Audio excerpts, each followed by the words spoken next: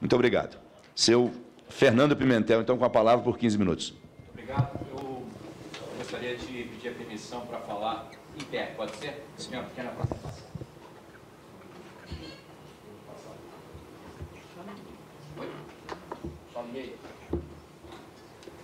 Muito bom dia. Não está ligado. Muito bom dia a todos e a todas. Acho que não. Eu agradeço muito ao deputado Helder Salomão pela convocação dessa audiência.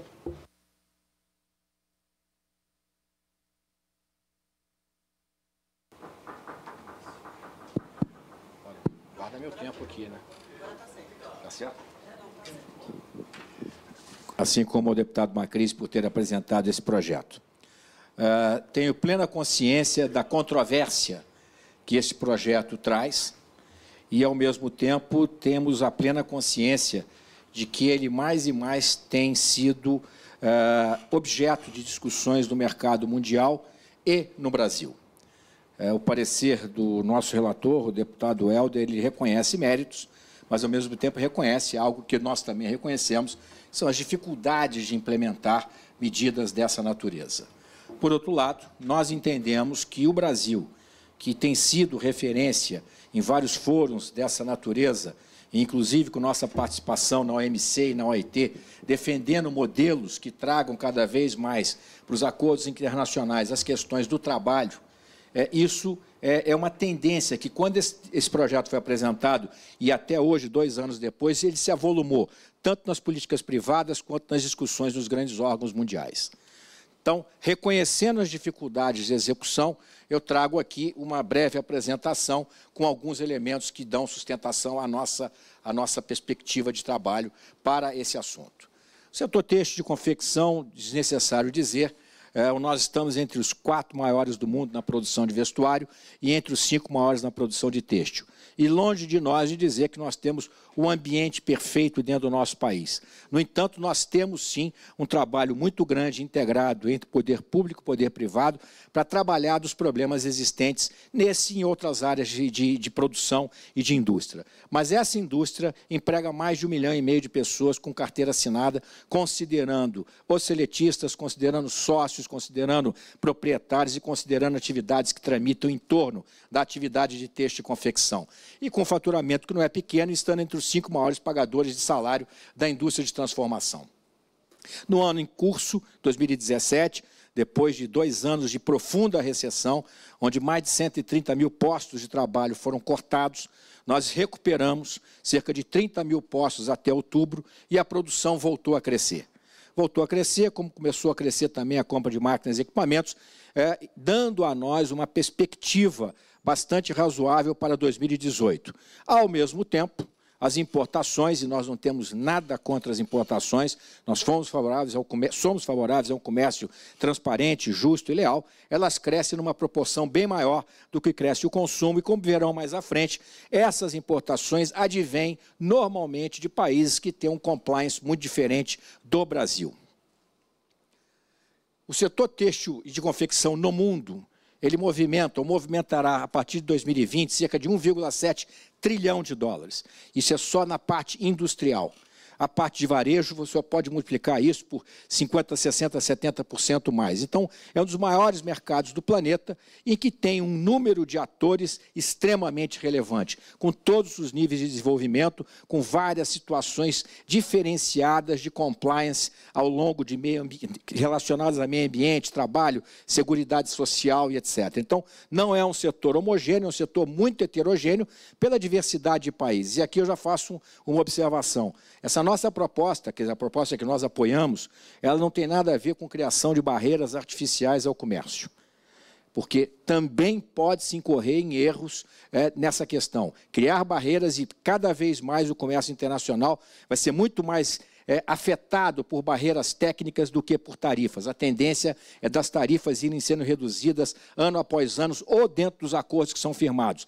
Nesse momento, o Mercosul e a União Europeia travam uma discussão importante que poderá culminar já agora, em dezembro, no anúncio, não assinatura, de um acordo de livre comércio com um prazo de desgravação mais longo, porém um acordo de grandes proporções e que conta no seu bojo com questões da área de trabalho, tanto pelo lado da União Europeia quanto pelo lado do Mercosul. Então, esse é um grande setor heterogêneo e que atende uma parte das necessidades básicas da população. A produção mundial está muito distribuída e muito concentrada no eixo Ásia, é o grande eixo dinâmico de crescimento de consumo e produção. No passado não era assim, mas hoje é assim. E o Brasil é a grande referência aqui no Hemisfério Sul. Como eu falei anteriormente, estamos entre os 4 maiores produtores de vestuário do planeta e os 5 maiores de têxteis. Mesmo os Estados Unidos, que é um país extremamente desenvolvido, tem uma posição muito relevante na área de produção de têxtil, não de confecção, sendo o 3º maior produtor do mundo e que está recebendo hoje grandes investimentos chineses para a produção de confecção de fios e tecidos em função das novas tecnologias que estão sendo criadas, que são muito poupadoras, sem dúvida nenhuma, de mão de obra. Então, o mapa de produção ele está distribuído com forte concentração na Ásia, e o maior destaque, sem dúvida nenhuma, é a China, que representa, de per si, cerca de metade da produção mundial, seguido por Índia, seguido por Estados Unidos, Paquistão e Brasil. Em termos de comércio, de novo, o eixo está concentrado na Ásia. Os maiores exportadores são asiáticos.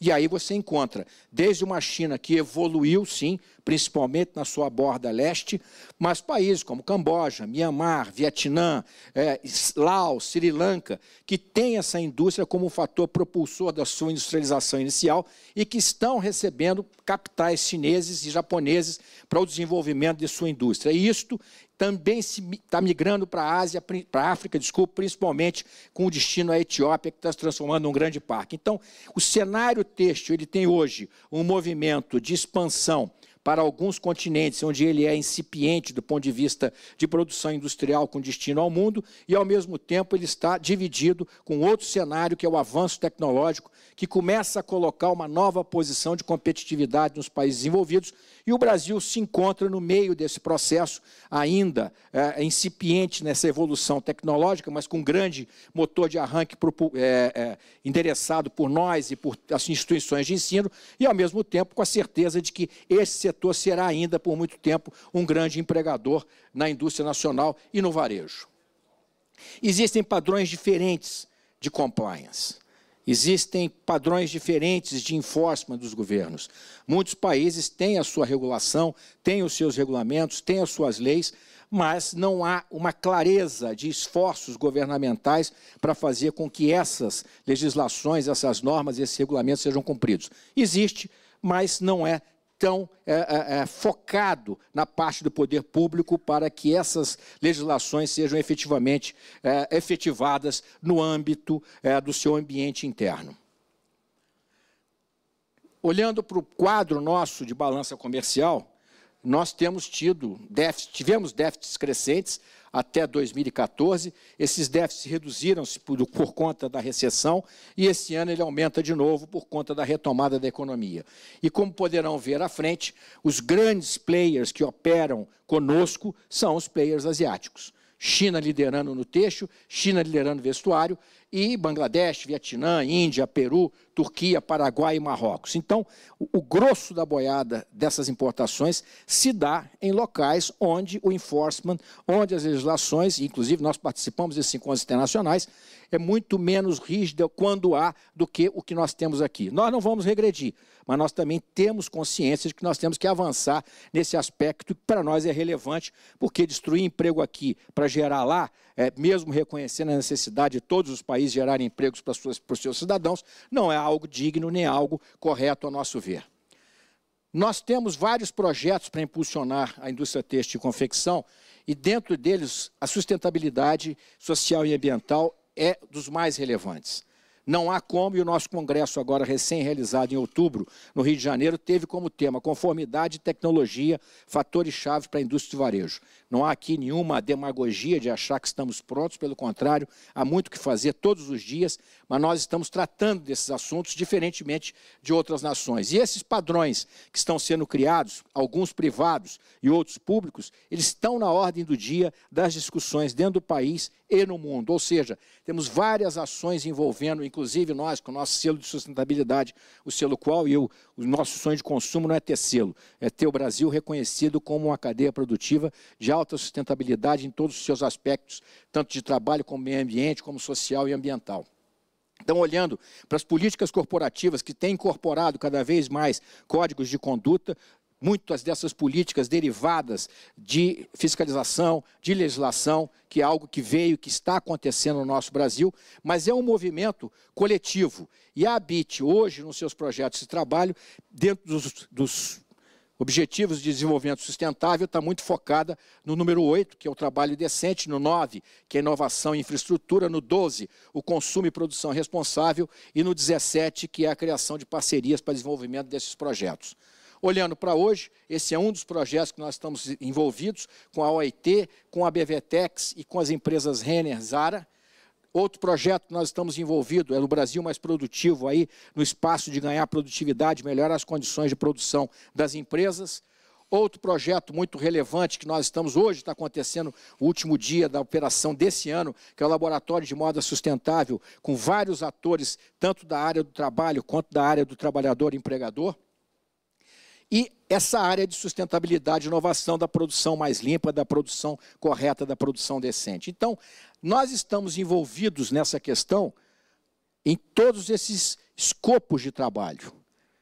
Nós não estamos parados nesse tema. Agora, por outro lado, esse é um Indextex Brasil, onde foi lançado, é gratuito, as empresas entram no site, elas podem fazer um autodiagnóstico, onde estão, onde não estão, e como poderão estar, e que plano de trabalho poderia ser desenvolvido para elas melhorarem a sua performance. E no caso da OIT, o Brasil é um dos países que mais ratificou as convenções, e das 8 fundamentais, 7 estão ratificadas, exceto a de liberdade sindical, por razões que não cabe aqui discutir nesse momento. Este foi uma ação, um painel que nós participamos no OMC, agora acho que em setembro, onde nós defendemos essa posição. Já que os produtos são globais, os métodos de produção terão que ser cada vez mais globais, respeitando níveis de desenvolvimento dos países, mas com uma visão de evolução nesse processo de conduta junto a essa área, principalmente a área de trabalho.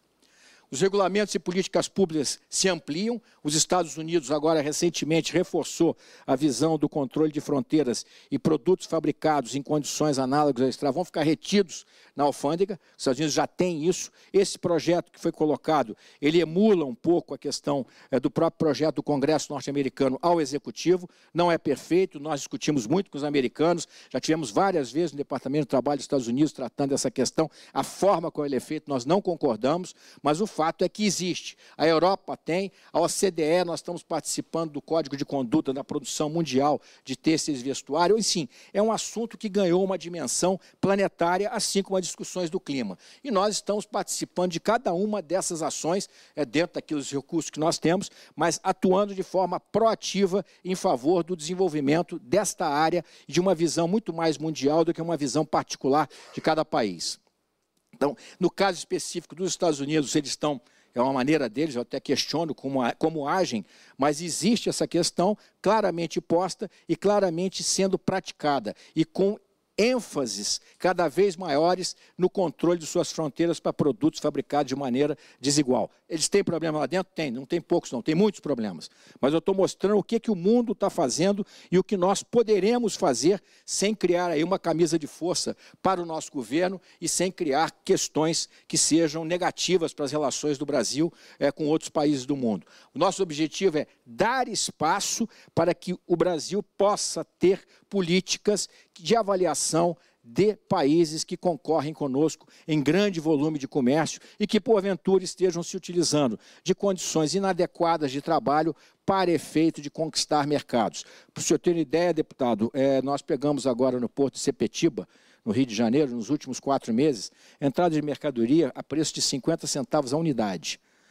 isto não corresponde, ou melhor, isto corresponde a 1/5 do preço dos outros portos brasileiros na chegada das mesmas mercadorias.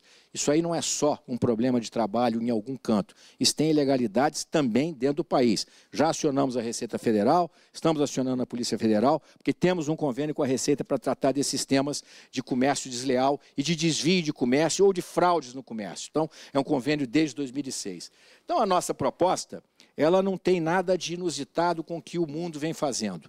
Eu reconheço as dificuldades de implementação, sem dúvida nenhuma, ao mesmo tempo em que reconheço que nós fazemos um esforço muito grande dentro do Brasil, que não está pronto, esse esforço é permanente, isso não é um projeto de um mês, isso é um projeto de vida, isso não tem fita de chegada, só tem tiro de largada, como a gente sabe muito bem, tem a questão dos imigrantes, é uma série de fatos que a gente está lidando, inclusive participando de CONTRAI, CONATRAI, etc, etc. Agora, nossa proposição e a nossa defesa é que o Brasil precisa ter os mesmos elementos que outros países estão adotando para, eventualmente, utilizá-lo em favor da nossa economia, em favor do nosso compliance, em favor da nossa visão de que, se os produtos são globais, os modos de fabricação terão que ser cada vez mais globais.